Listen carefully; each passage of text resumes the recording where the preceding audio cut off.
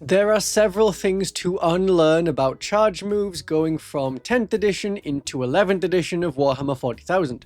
In 11th edition, the first thing you do is roll the charge roll, and then you measure the distance to see which units are in range. Only units that are within that roll distance are eligible targets. This isn't a move distance yet. This is a range measured out as the Cyber Eagle flies. Units within that distance are eligible for your unit to charge. Units outside of that range cannot be picked as charge targets, and you cannot end a charge move within the 2-inch engagement range of those units. Okay? Deep Strike has changed by an inch from 10th edition to 11th edition. In 10th edition, you have to set up more than 9 inches from all enemies. In 11th edition, you have to set up more than 8 inches from all enemy units. So why is the charge distance I need to roll still a 9? Why is an 8 or even a 6 not enough to charge?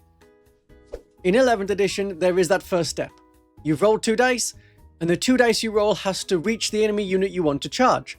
Although we say deep striking units are set up 8 inches away, you are not 8 inches away, you have to be more than 8 inches away.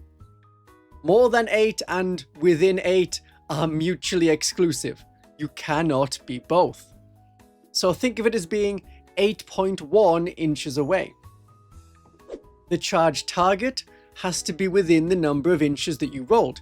If they are not, then they are not an eligible charge target. So if you rolled an 8, that is just out of range to pick that unit as a charge target. You needed to roll a 9. Because if an enemy unit is not an eligible charge target because you didn't roll high enough, you cannot charge them. And different to 10th edition, ending the move within engagement range is not enough for a charge. You are not making a roll and moving, and if that would let you end in engagement range, the charge works? No. That is 10th edition, where getting within an inch of the number rolled was enough.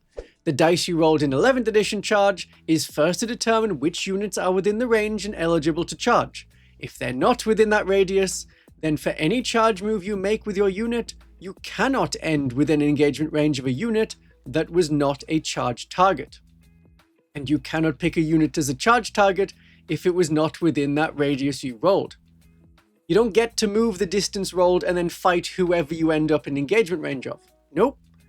That is why a 6-inch roll or a 7-inch roll won't lead to a successful charge. Think of it as the distance you rolled has to be enough to reach the enemy as if you were moving base to base. And if that distance is enough, you have an eligible charge target. Then you move the models, and then you end that move within 1 inch or 2 inches if the model cannot get within 1 inches of the charge target.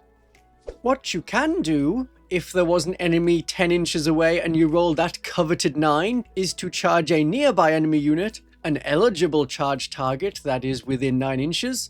You have to stay 2 inches away from the other unit because you cannot enter their engagement range in the charge move. But when it comes to pile in, you can pile in 3 inches and reach that enemy unit that started 10 inches away. Games Workshop encourages this tactic in an article of theirs. So the Deep Strike distance rule was changed in 11th edition to match the new version of the charge rule so that the required roll remains the same as 10th edition. You still have to roll a 9 to charge from Deep Strike. The Games Workshop article says so if you were still in doubt. Unfortunately, for a lot of 40k rules, you only learn by having it stated by Games Workshop on social media or getting it explained by someone who has been playing for a long time and can have a good go at understanding what the rules writers want you to understand. We do our best, and then we have a great day of 40k.